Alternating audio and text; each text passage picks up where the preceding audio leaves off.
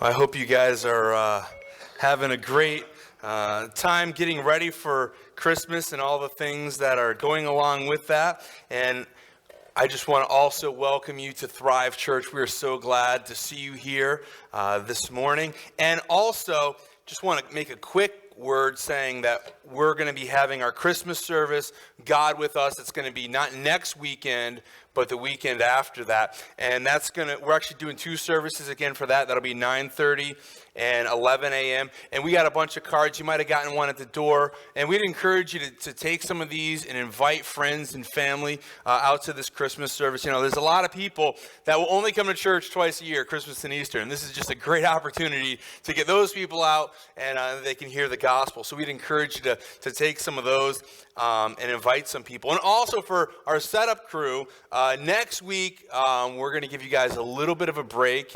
And instead of being here at 8 o'clock to set up, we're going to be here at 8:30 to set up. So give you guys a half an hour extra sleep. So for those of you that don't know, everything's got to get set up and torn down every week. But it's a great opportunity. We build some great relationships. But again, I want to welcome you all that are here with us and those that are watching online at thrive.church. And we are in our series Present Tense. This is the second week. And let's face it, you know, this time of year can be a tense and stressful time of the year. And it can be really hard for some people because of a variety of things. Maybe people face loneliness, or maybe a loved one passed away, or some kind of tragedy in our life. And instead of it bringing joy into our lives, we go into this time of year and it's kind of maybe bittersweet. It brings sadness. So my question is are you joyful? Are you joyful? I didn't ask if you're happy. I asked, are you joyful? Did you know there's a difference between being happy and being joyful? There's a difference. Some people think that they're the same thing, but really they have a different source. See, happiness comes from the happenings in our life, the things that happen to us. That's what makes us happy. Joy, on the other hand, is from God. Joy is a choice that we make inside. It's something that comes from within. Are you happy? Some of you might be like, yeah, I'm happy. Some of you might not. I say, oh, here, I got a gift card for $50 for your favorite restaurant. And you're like, wow, that's great. Now I'm happy. And I said, oh, but also I slit your tires out in the parking lot. Now you're not happy anymore. I said, but I bought you a brand new car to replace it. And now you're happy again. And then I punch you in the face, and now you're mad. You're like, I'm going to hit you now. And then I'm like, but I bought you, I paid for an all-expense-paid vacation to the Bahamas for next week, and now you're happy again. See, our happiness is often dependent on our happenings, the things that happen to us. And we talk about, and here in America, about the pursuit of happiness. And whenever I hear that, the pursuit of happiness, I just kind of picture like being on a treadmill with like this carrot dangling out in front, and we're running trying to get that carrot, and we're not really getting there. Because if the pursuit of happiness, it's just a pursuit. And because if happiness is brought about by the things that happen to us, in a lot of ways, it's kind of out of our control, isn't it? So we're pursuing something, but we're never quite getting it. So what's the world's solution? The world's solution is, you go to a bar, and you get drunk, and you meet miserable people, and that'll make you happy. Right? And I've talked to people like, well, that's a good time, but usually the next day they don't still feel like it was a good time. Or every commercial, especially we see commercials, and what do they all say? Buy our junk and you'll be happy. Be the first in your block to have, a curved 3D TV that you can like taste and smell and everything. I mean, we're like, man, if I just can only have that, then I'll be happy. Man, we see that in kids a lot, don't we? Especially this time of year. We're like, man, I just want this or that, or we want toys. Or like when I was growing up, they don't do it as much anymore. But man, you remember cereal commercials? like maybe 15, 20 years ago, and it was like this like little toy that's in this, nothing about the cereal. Like the whole commercial was about the toy, and you're like, I gotta get that. And you're like this little superhero, and he flies around and shoots lasers out of his eyes and all this great, and then you get it and it's a piece of junk plastic, and you're like, what in the world? Like, I thought this would bring me happiness. But so many people are sad and depressed and miserable, so we just get on medications and that'll make us happy. Some people self-medicate to make themselves happy. Or maybe if I could just find the right person, then I'll be happy. The right boyfriend, the right girlfriend, then I'll be happy. Or if I just buy the latest and greatest car or some other thing, then I'll be happy. But true and lasting joy isn't something that you can find in the world. It's not something that you can purchase. It's not something that happens to us. True joy comes from within. Happiness is based on what happens, but joy comes from inside. Remember what the angel said in Luke chapter 2, verse 10? We're actually going to be reading through Luke. Starting this week, we're going to start reading Luke and the account of Jesus' birth and his life. And here's what it says in Luke 10. It says, but the angels appeared to the shepherds, right? And they came out and they did this big like song and dance thing in the sky. And what do they say? They said, don't be afraid. The angel says, I bring you good news that will bring great joy to all people. Good news to bring great joy. See, when people treat me good and things are going well, then I'm happy. But when things are bad, then I'm not happy anymore. Some people go around even when things are going good and they act not happy, right? Anybody know somebody like that? Don't elbow anybody. Don't point fingers. But like maybe you know somebody like, man, like everything's going good in their life and they're still unhappy. This is the time of the year we sing joy to the world, right? We sang that today, joy to the world. But we walk around looking like we're sucking on a lemon or something. Are we really experiencing it? And here's the reality. For a lot of people, this time of year, it triggers sadness and it triggers hurt. Maybe there was a death of a loved one. Maybe there was a divorce or a separation. And as you go through Christmas, it triggers these memories. Maybe you had a really good job and you lost the job. Maybe there was a death of a pet. Maybe you just found out Santa isn't real. You know? You're like, man, this stinks. And maybe being alone. You know, a lot of people are alone this time of year. Maybe there's health problems. Health problems can really get us down. It's like this old man, and he was kind of suspicious of his wife's hearing. And so he went to his doctor and said, you know what, I think my wife has a hearing problem. And his doctor says, well, here's what you can do to find out. He says, what you do is you go in and you say something, and if she doesn't respond, then you keep moving closer and say it again, moving closer, say it again, keep doing that, and then you can tell if she has any hearing loss. So he goes in, and one night he's in there and he sees her cooking dinner. She's not looking at him. So he stands up 15 feet away and says, honey, what are we having for dinner tonight? And he listens. Nothing. Takes a few steps closer. Honey, what are we having for dinner tonight? Nothing. Steps a little closer. Honey, what are we having for dinner tonight? Nothing. He gets up like right behind her now. He's like, honey, what are we having for dinner tonight? She turns around and says, for the 4th time, we're having chicken. I guess the wrong person had the problem. But, you know, it's like we have health issues, we get older, and things that come against us, and they put this bittersweet feeling on a holiday that's supposed to be joyful.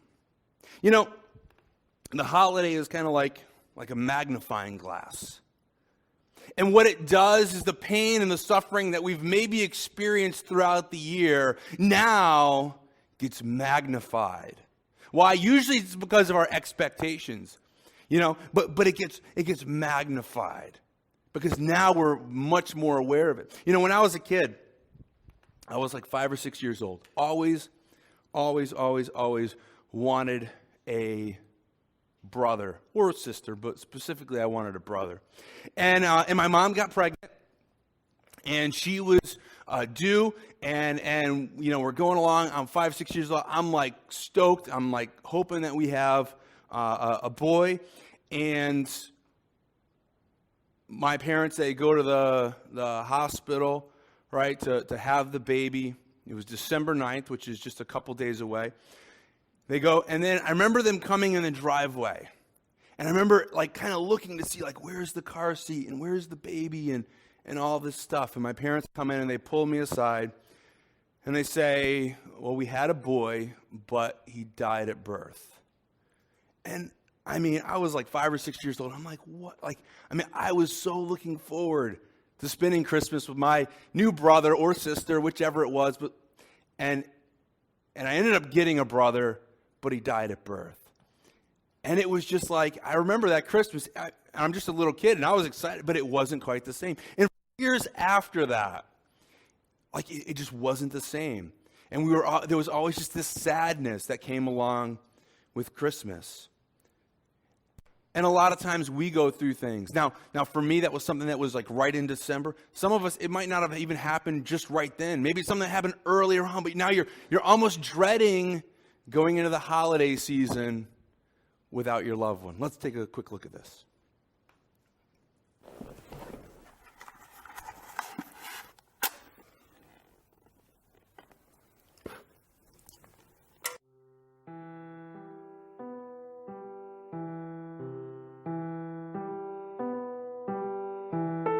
It's changed over the years. I remember some really, really happy times when that's all I look forward to is Christmas. We always spent Christmas Day at my grandparents' house at a lake right in their backyard, and we'd hang out with my cousins, and we'd go ice skating, and it just was a really fun experience. When I was 15, moved to Colorado, and so we never spent family Christmases again, and by that time I was painfully aware that both of my parents were alcoholics.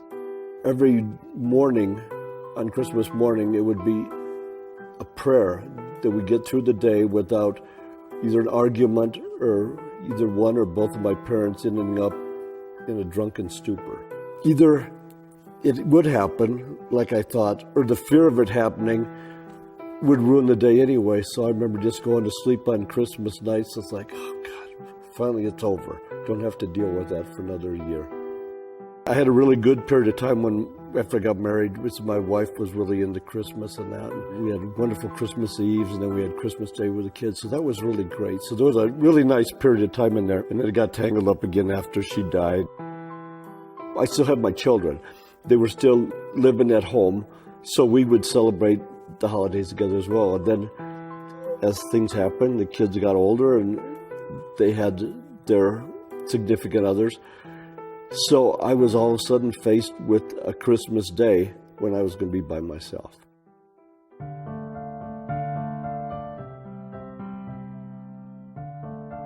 I don't think I went there thinking that this is great and this is going to be a tradition. It was more out of, man, I just need someplace to be so I won't be just completely miserable.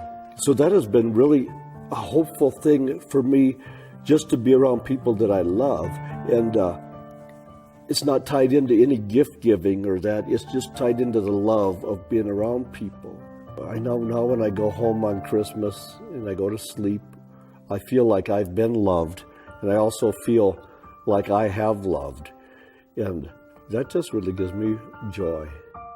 Joy used to always mean to me so much that, yay, things are really great and I'm really happy. But I found out that there can be joy without happiness. In fact, joy and sorrow really kind of tie together. So as I look at what I've learned over the years, and I go into the holiday season, I can see a joy there by interacting with people that I care about, even in the pain part.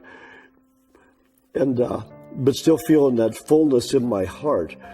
But it's not necessarily happiness. Going into the holidays now, rather than that dread going in, that there's a hope that some good things are going to happen. So, a lot of people, face these kind of things this time of the year. You know what it says in Psalms 34, verse 18? It says, "The Lord is close to the brokenhearted. He rescues those whose spirits are crushed." The Lord is close to the brokenhearted. And if you're not brokenhearted now, you know what? At some point in time, you're going to probably face something. But, we can probably all relate to that to some extent. C.S. Lewis said, "God whispers to us in our pleasures. He speaks in our conscience, but he shouts in our pain." And sometimes, we realize that that's when God can work in us the most, is when we go through some difficult times. What's the big idea, though? See, God gets our attention very well when we're in pain or we experience troubles, suffering in this life. When things are going well, oftentimes we don't pay that much attention to God. There was a time where Bob Hope, the comedian, he received an award, and he got up and he said, "I don't deserve this, but then I have arthritis and I don't deserve that either," we can look around and think, "I don't deserve this. I don't deserve what I'm going through. Why does God allow certain things to happen to me?" And unfortunately, it's just a part of being alive. Things happen to us. And God knows every bird that falls, but he doesn't always stop that from happening either. What matters is not what happens to us, the happenings, but what matters is our response to those things. See, what goes on in the world, we don't have control over. But what we do have control over is our response. And are we responding out of joy? Our attitude towards life is important. We can trust God. Even in the hard times, we can still trust Him. When suffering comes our way, we need to be more like Job. Job in the Bible, man, this guy lost everything. He lost everything he could possibly lose. And listen to what it says in the first chapter of Job, verse 21 and 22. He says, "I came naked from my mother's womb, and I will be naked when I leave. The Lord gave me what I have, and the Lord has taken it away. Praise the name of the Lord." And verse 22 says, "In all this, Job did not sin by blaming God." He lost his family, he lost his crops, he lost everything. Some of us, we're just can't find a parking space, and we're like, "God, why are you letting this happen to me?" Or they have a sale on the new gadget, and we're like, "Oh, they're all out of stock. God, why did you let this happen to me?" And sometimes we get so focused on other things, but it's our response that matters. See, Job, he stayed joyful, even in the middle. He didn't play the blame game. He stayed focused on God. There's this reoccurring phrase in the Bible, and I think it applies to us. And we see it all through the New Testament. We even see it all in the Old Testament. And it comes, it's even in the Christmas story. Luke 2, it says, "And it came to pass." That's it. "And it came to pass." We're like, well, it's usually going on to tell us something that happened. But I'm like, that little phrase there, "and it came to pass." It means nothing is going to last forever. Nothing lasts very long. Maybe you're in a really hard time right now. Well, you know what? It came to pass. It's not going to stick around forever. You may experience sadness. You may experience grief, despair. But these things, yes, they will come. But they'll soon be over.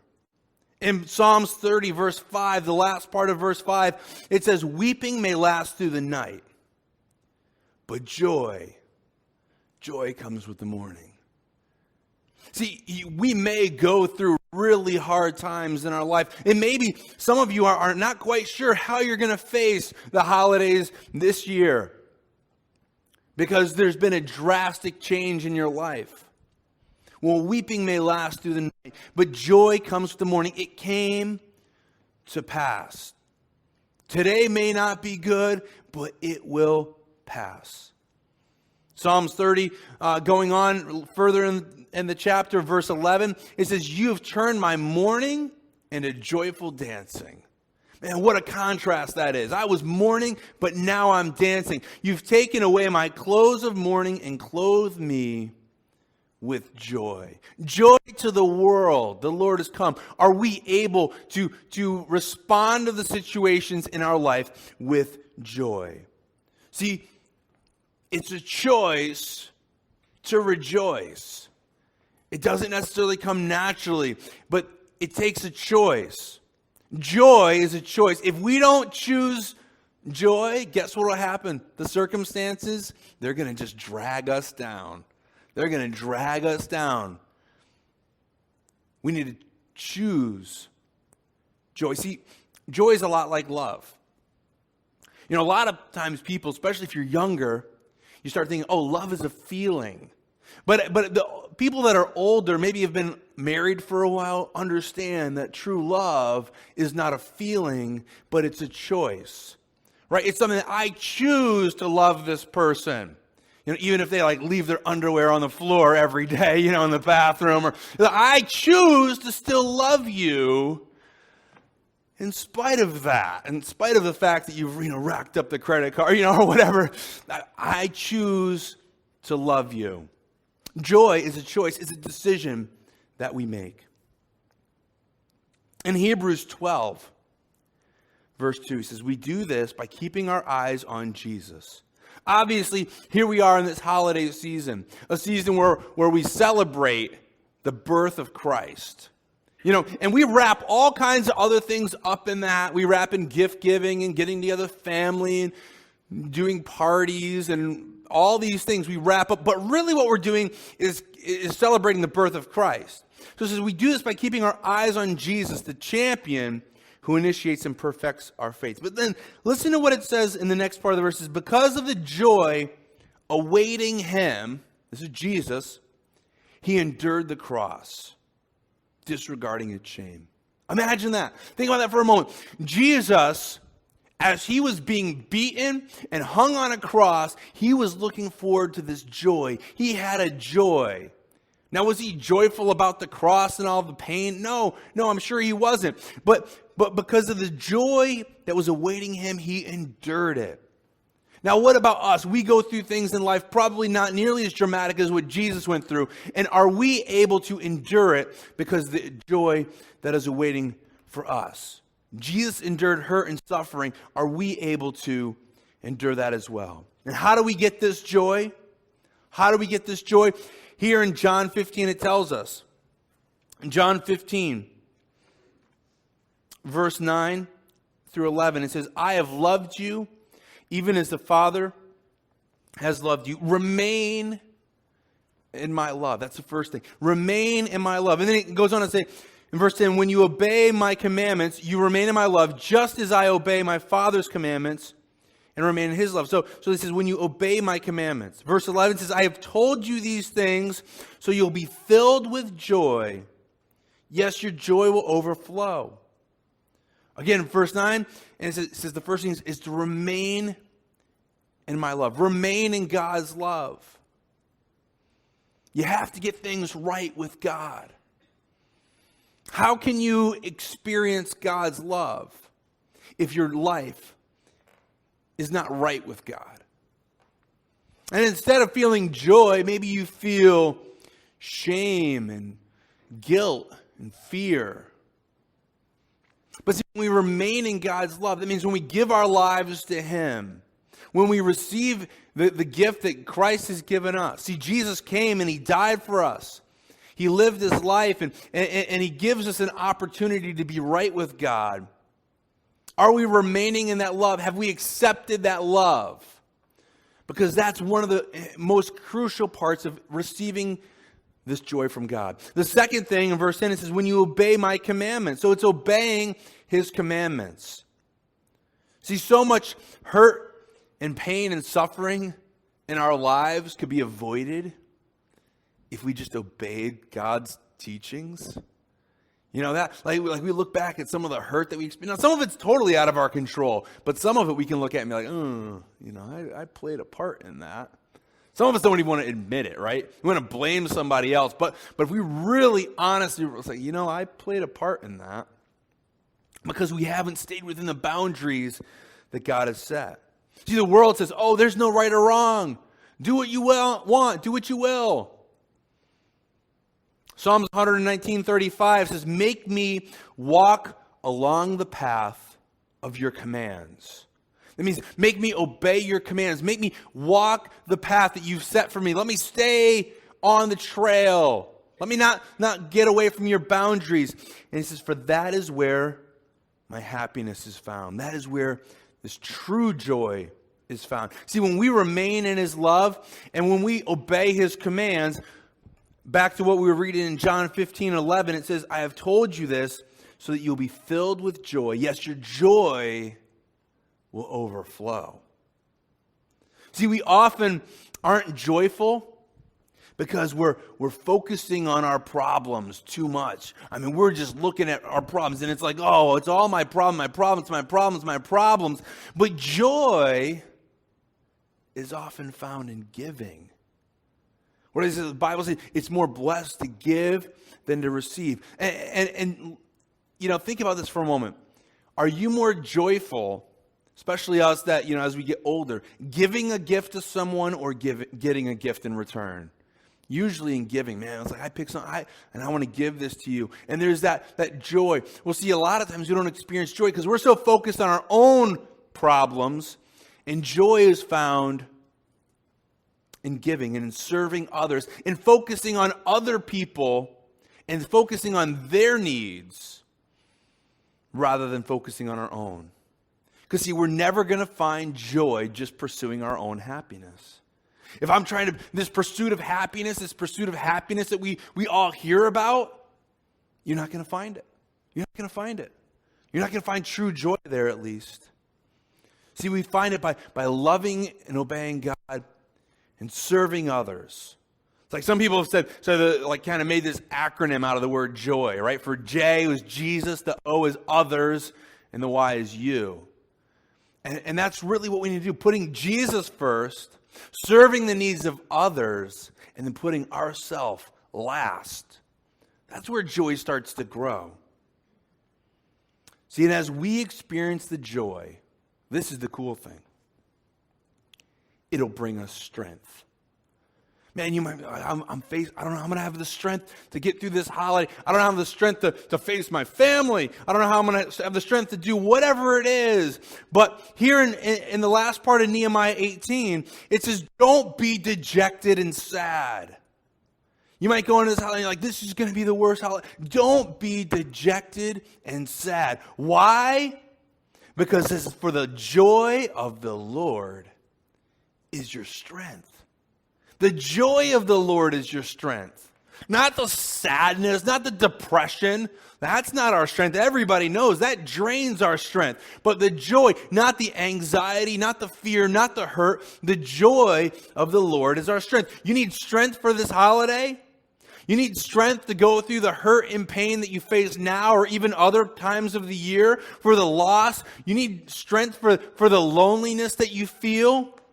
Well, the joy of the Lord is your strength. There is hope for you if you're hurting today. Because see, God, He hasn't forgotten you. He hasn't forgotten what you're going through. In fact, He has strength available to you. He knows your pain, and His joy will be your strength. Sick? Maybe you're sick, you're battling physical. He can heal you.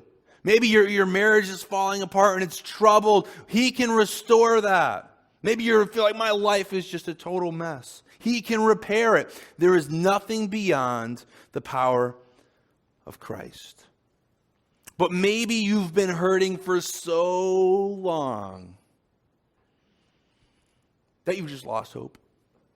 You've just lost hope. It's just been so long. It's time to accept His strength. The joy of the Lord is our strength. Don't lose hope. We're going to finish in Psalms 40, verse 1. And he says, I waited patiently for the Lord to help me. See, we're like, I've just been in it for so long. I don't know if I can wait any longer for his strength to be made available. He says, I waited patiently for the Lord to help me, and he turned to me, and he heard my cry. And he lifted me out of the pit of despair. Ever feel like you're in just that pit of despair? Like, man, I just feel like there's nothing I can do to pull out of this depression. There's nothing I can do to just get out of these blues that I'm feeling. He says he lifted me out of the pit of despair, out of the mud, out of the mire, and he set my feet on solid ground. He steadied me as I walked along. He has given me a new song to sing, a hymn of praise to our God. And many will see and hear what he's done and be amazed. They'll put their trust in the Lord. Wait, what is that? See, when we're experiencing joy, when we're demonstrating joy in hard times, other people notice that. They're like, you're nuts. Like, how can this not be tearing your life apart? You know, I mean, I've done many funerals for people that are believers. And whenever I go to them, one of the common things they say is, I don't know why, but I feel peace. I feel joy. Even in the midst of this tragedy, I feel this peace and joy. I can't even describe it. And many people, they see that, and they put their trust in the Lord. See, what are we all looking for in life? We're going on this pursuit of happiness. I want happiness. I want happiness. And man, I bought the Porsche and it didn't give me happiness. And I bought the house and it didn't give me happiness. And they see you and everything's going wrong in your life and you've got joy. You've got strength. Man, that's unusual. Most people's lives are falling apart and they've got everything. And here you are with the joy of the Lord being your strength. See, it takes a choice to rejoice. Are we remaining in God's love? And are we obeying his commands?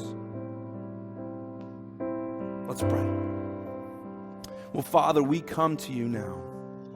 And we thank you for your joy. Your word says that the joy of the Lord is our strength. And Lord, we realize that we don't have that much strength on our own. And Lord, I think there's people here right now that are suffering and they're hurting and maybe dreading going into this time. This most wonderful time of the year is becoming a most dreaded time for them maybe. But we know that you've come to bring us joy to the world. And that joy will be our strength. Help us to choose joy.